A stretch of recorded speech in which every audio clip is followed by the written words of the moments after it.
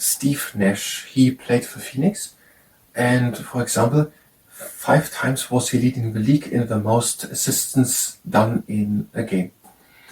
And he was also, overall in his whole career, he has the third ranking of the people who had made the most assists in their career. And he's also one of the best free throw shooter, with .904. That is according to Dan Fields, Discover Basketball's All-Time Greats NBA Legends book on the page 30.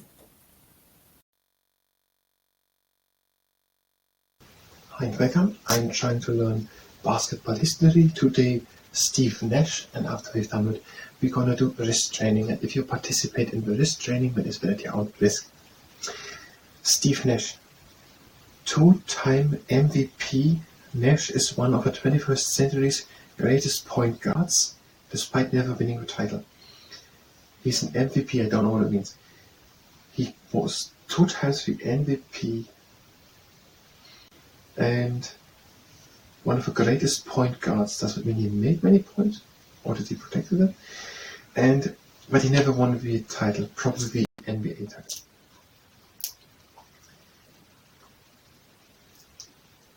He led the league in assists per game 5 times while playing for Phoenix, ranking 3rd in career assist. So he was leading the league in assisting, of making whatever it's called in basketball to make a goal.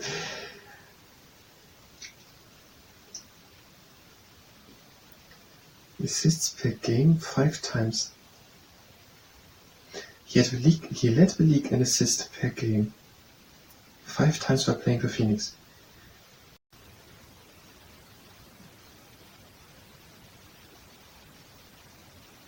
Assists per game, what does it mean? The most assists giving in at least games while he was playing for Phoenix. Was he making them the most one in that one game? Or over the whole league? Over the whole year? The most assists per game, that must be given out per game, but it was when he had given the most one. No one has made any more assists during a game during that year in the league. So he wasn't combined the most assists, but the most assists which someone has done in a game. And that did he do 5 times while he was playing for Phoenix. Ranking 3rd in career assist. And he did only 2 people made more assists in their whole basketball career. Nash is the most accurate free throw shooter in NBA history at .904 for his career.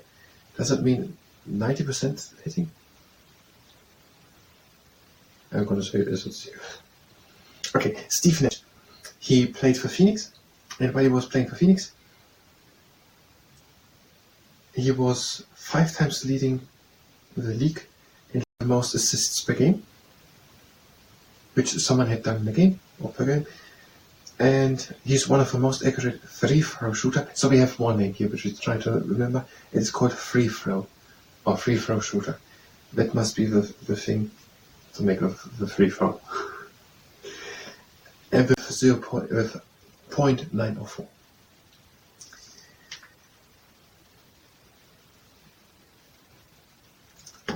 Okay, I'm gonna start the second camera and let's try this out.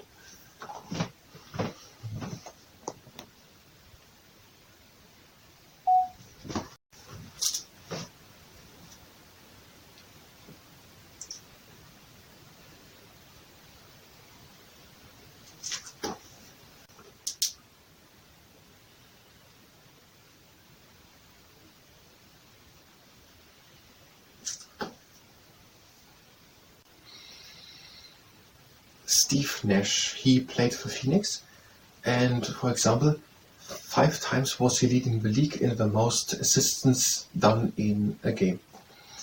And he was also, overall in his whole career, he has the third ranking of the people who had made the most assists in their career. And he's also one of the best free throw shooter, with .904. That's according to Dan Fields' Discover Basketball's All-Time Greats NBA Legends book on the page 13. I'm going to stop the camera.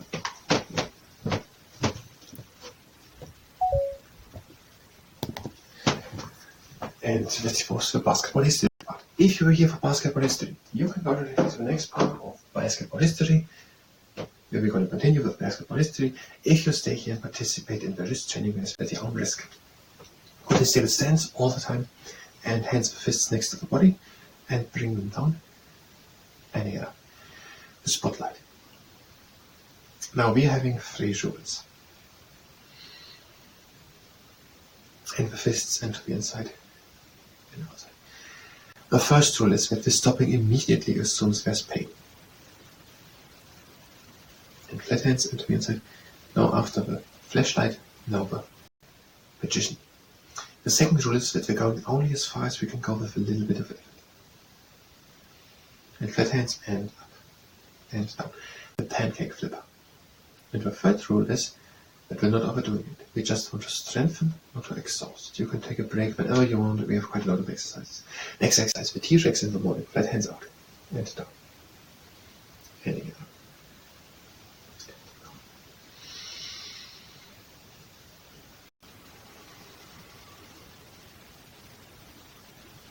And fists and to the inside. Outside. Down. Inside. And back. The quadrangular castle architect. Now the clap anxious to a fever. Fist, down into flexion, and press on the inside. You can take already a break if you like. And pull from the outside. Down. Bottom.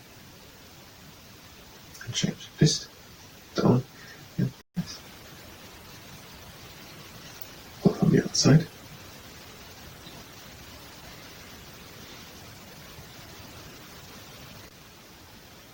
Now the T-Rex in the gym. You can do it with a tennis ball or just without. Just make a strong fist or press onto the tennis ball with moderate force and release. And press again. And release. And press again. And change.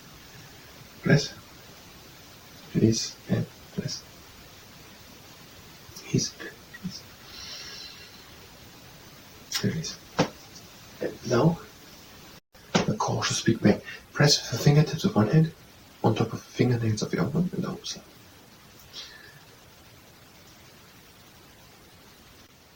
Only if it doesn't cause damage or is not painless. And it's switching it.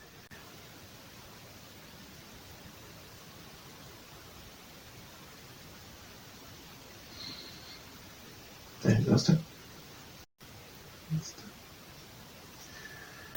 Now the bicycle bridge. Flat hands and bend the metal knuckles. Okay. Flat hands. Next exercise. The 4 decision synthesis director. Fists and open, close, open and close. Spread your fingers, flare in action. Next exercise. The frog testing water jar. Now you can take a break if you like. Hands down with flat fingers. And again up strong fists. Down with flat fingers. Up strong fists. Down. Up. And to the next exercise. The claw. Flat hands and then make claws. Flare the fingers to the outside. Up and again claws. Flare to the outside.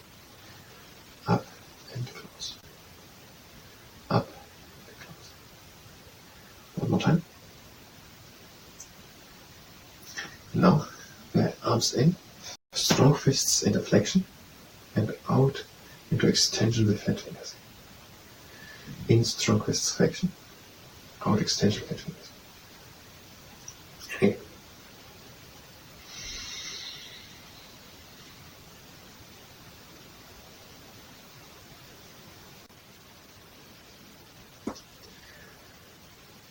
Now we ice X and bend it at the knuckles and press it on 4 fingers.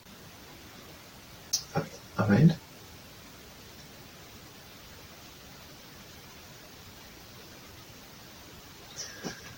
And the last exercise. Rocket boosters launcher. You can't get the name. The launcher of a rocket, whatever. Long arms, strong fists, and to the inside with strong fists. And on to the outside extension with flat fingers again. And again flexion, strong fists. And extension with flat fingers. Again in, strong fists. And out. Again in. Out.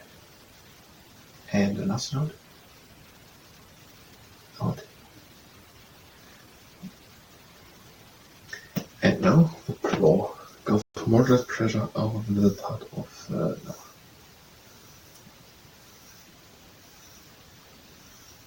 And on the other side.